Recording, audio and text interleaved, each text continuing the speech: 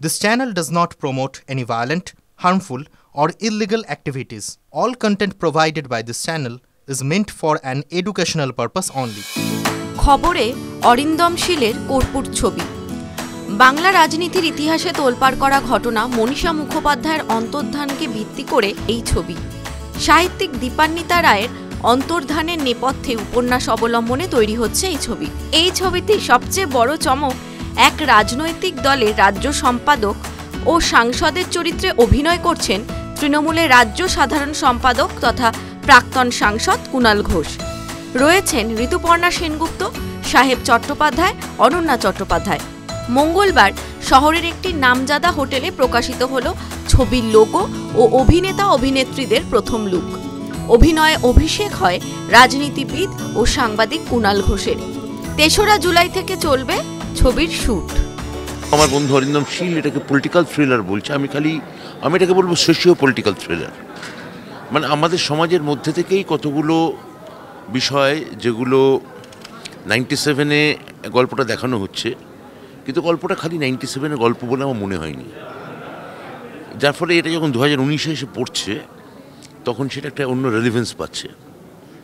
তো আমার মনে হয় যে এটা কোনো একটা টাইম ফ্রেমে না দেখে এটাকে গল্পের জন্যে আমি বলবো মাইকেল হ্যানাসের ছবি দ্য ক্যাশে, ওটা একটা সোশিও পলিটিক্যাল থ্রিলার।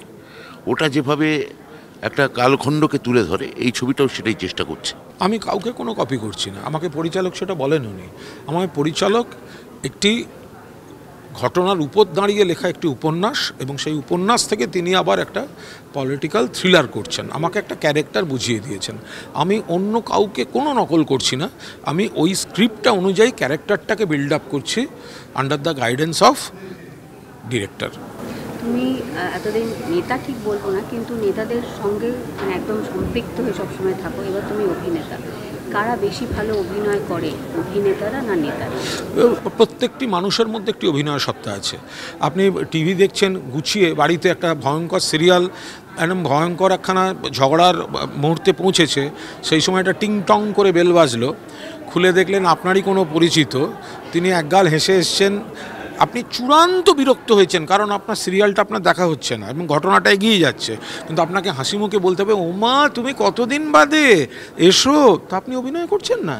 মানুষ জীবনে ভেবে দেখুন সারাদিন কতবার এই ধরনের ভালোর জন্য আপনাকে সৌজন্যের অভিনয় করতে হয়, ফলে অভিনয়।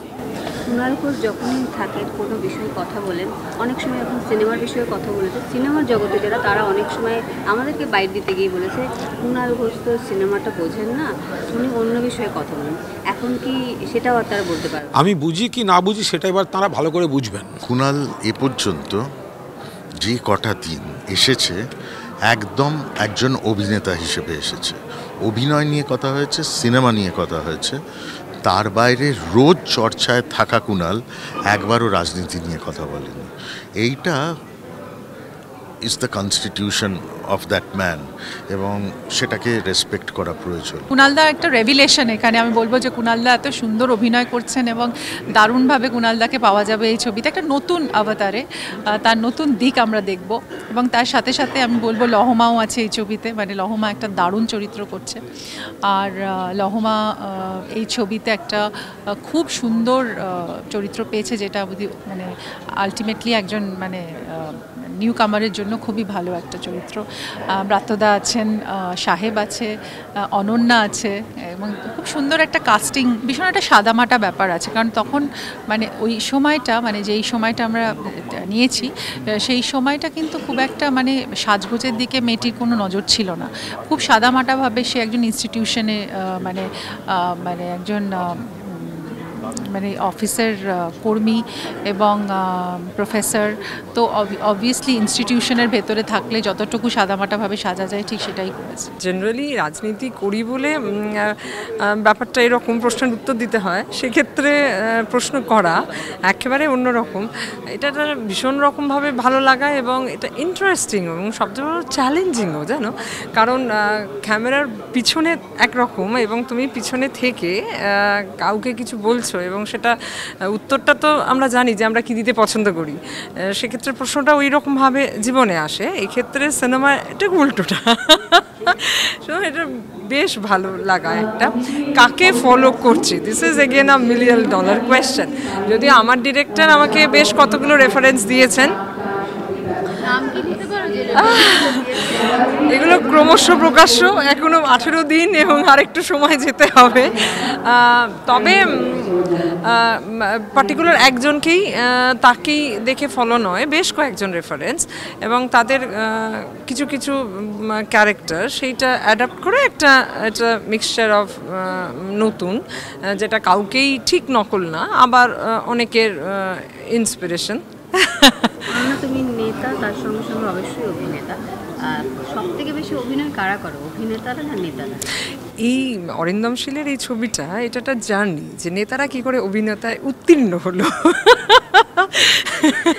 সেটাই দেখার, এবং এটা একটা চমকও বটে। কারণ আসলে আমরা যাদের রিয়েল লাইফে দেখি তাদের, এবং যারা এই রিয়েল ক্যারেক্টার পোর্ট্রে করছে, মানে তারা পলিটিক্যাল ক্যারেক্টার, আর যারা করছে সিনেমায় তারাও পলিটিক্যাল ক্যারেক্টার, বুঝেছেন? আরেকটা প্রশ্ন আছে যে দেখো, কপুরের এই ঘটনাটা 97 সালের, এবং তারপরে এখন অনেকগুলো সময় পেরিয়ে গেছে। তোমার কি মনে হয় যে এখনো পর্যন্ত সমাজে এরকম ঘটনা ঘটে থাকে প্রায়? ডিসঅ্যাপিয়ারেন্স, নিখোঁজ হওয়া, এটা তো সেই সময়ও ছিল, 97তেও আছে, 19এও বোধহয় ছিল, এবং বোধহয় 27-এ গিয়েও হবে।